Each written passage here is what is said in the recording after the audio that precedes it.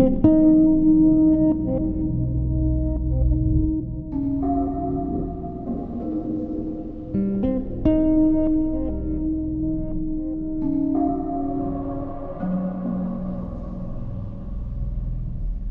Maker of the universe made it clear for us that we are here on a mission, and it soon will take form in physicality,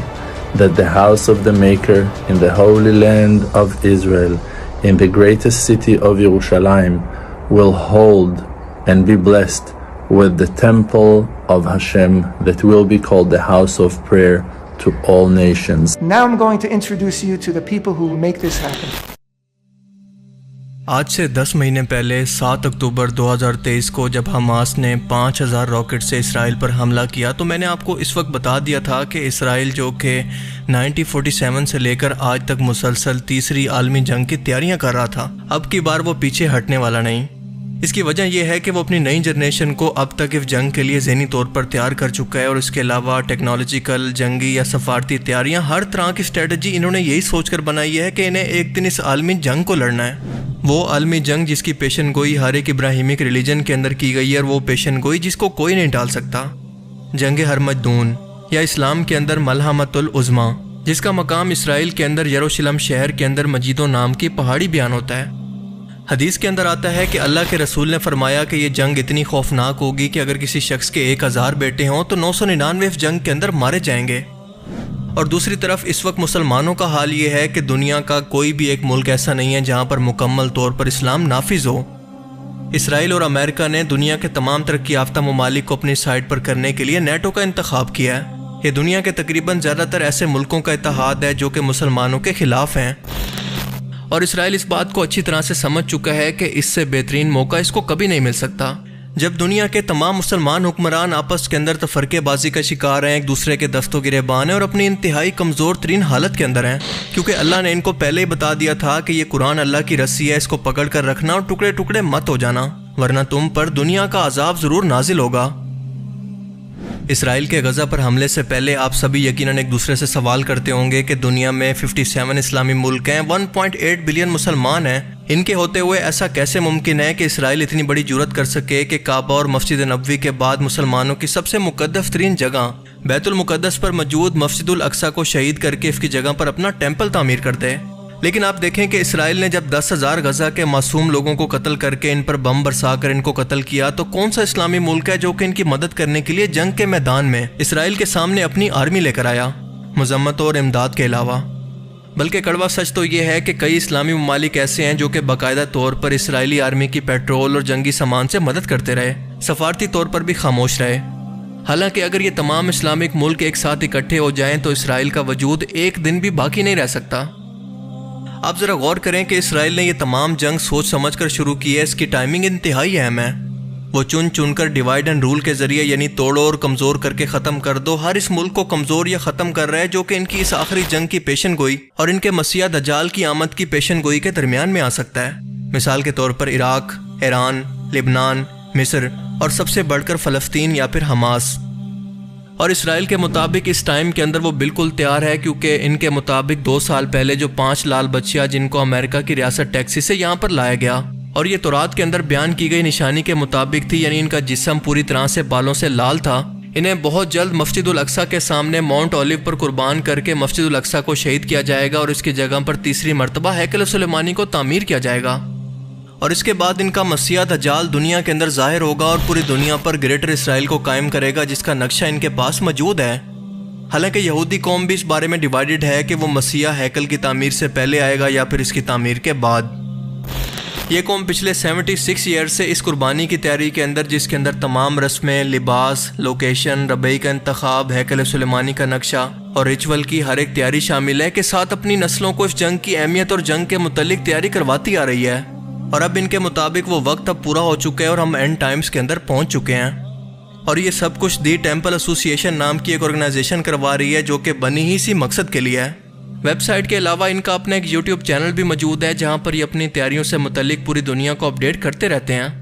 حال ہی میں اس channel پر ایک نئی video post کی گئی جس کے اندر یہ بتایا گیا کہ لال بچہ کی قربانی اور باقی اس ریچول کے تمام تر کام کس کس شخص کے ذمہ ہوں گے۔ یعنی ان شارٹ بہت ہی جلد ہم مسجد الاقصی کو شہید کرنے والے ہیں اور اس کی جگہ پر ہیکل سلیمانی کو تعمیر کرنے والے ہیں، لیکن کوئی بھی مسلمان ہمارا کچھ بھی نہیں کر سکتا۔ یہ بار بار پوری دنیا کو ویڈیوز کے ذریعے پیغام دے رہے ہیں کہ وی آر ریڈی۔ بظاہر یہ باقی دنیا کی ہمدردیاں سمیٹنے کے لیے یہ بھی کہہ رہے ہیں کہ ہم پوری دنیا کو یہاں پر آ کر وزٹ کرنے اور عبادت کی دعوت دیں گے، اور اس پر کتاب بھی لکھ رہے ہیں۔ یہ کتاب انگلش کے اندر ہوگی اور اس کے اندر وہ تمام انفارمیشن موجود ہوں گی جو کہ اس ہیکل کے متعلق پوری دنیا کو جاننا انتہائی ضروری ہے، جو کہ ظاہر ہے کہ بہت بڑا جھوٹ ہے، کیونکہ ایسا ناممکن ہے، اور یہ قوم خود کو چوزن پیپل آف گاڈ یعنی خدا کے چنے ہوئے بندے مانتی ہے، اور اس کے علاوہ باقی سب کو کیڑے مکوڑے۔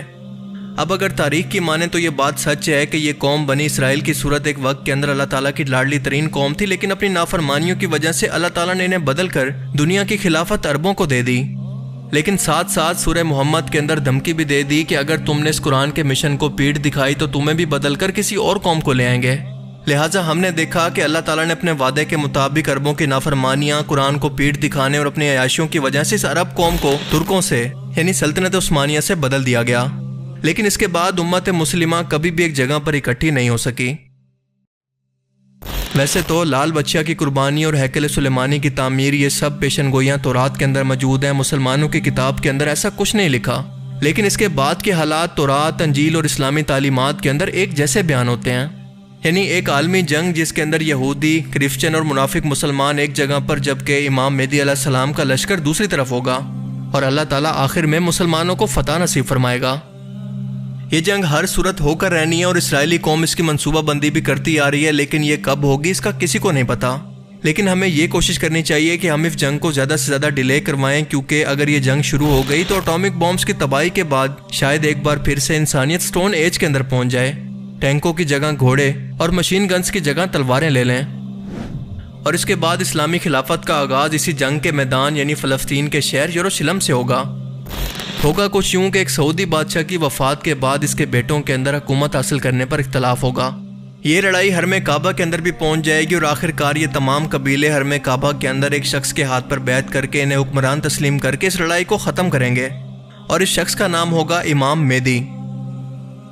یہ پیشن گوئی کس حد تک درست ہے اس بات کا اندازہ آپ اس بات سے لگا لیں کہ دنیا کا کوئی بھی ایک ایسا ملک نہیں ہے جس کے اندر پریکٹیکلی طور پر بادشاہت کا نظام آج بھی ایگزسٹ کرتا ہو سوائے سعودی عربیہ کے، اور اس ٹائم بھی بادشاہت کو لے کر وہاں پر کس قدر کھینچا تانی موجود ہے یہ بھی آپ کے سامنے ہے۔ امام مہدی علیہ السلام کے ہاتھ پر بیعت کرنے کے بعد یہ تمام لوگ مل کر پورے عرب کے اندر امام مہدی علیہ السلام کی حکومت کو قائم کریں گے۔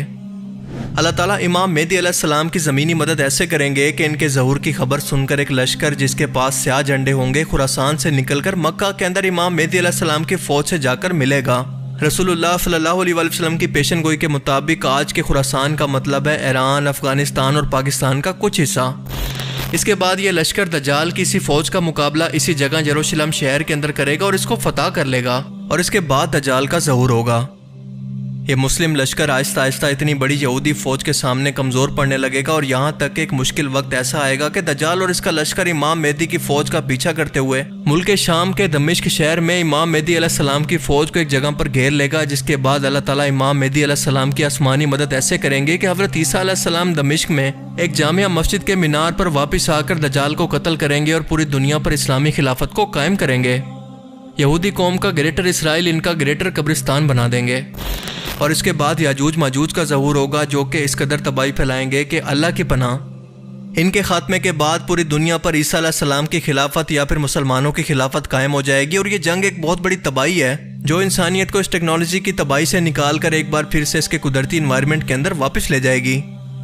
اور جیسا کہ اللہ فرماتا ہے کہ ہر مشکل کے بعد آسانی ہے، اور اس کے بعد بھی 40 سال تک امن و سکون کا دور ہوگا، لیکن حضرت عیسیٰ علیہ السلام کی وفات کے بعد قیامت کی باقی بڑی نشانیوں کا ظہور ہوگا، یعنی دابت الارض کا نکلنا، سورج کا مغرب سے نکلنا، اور یمن ملک کے اندر لگنے والی ایک بہت بڑی آگ جو کہ لوگوں کو ملک شام اور اس کے بعد میدان محشر کی طرف ایک جگہ پر اکٹھا کرے گی۔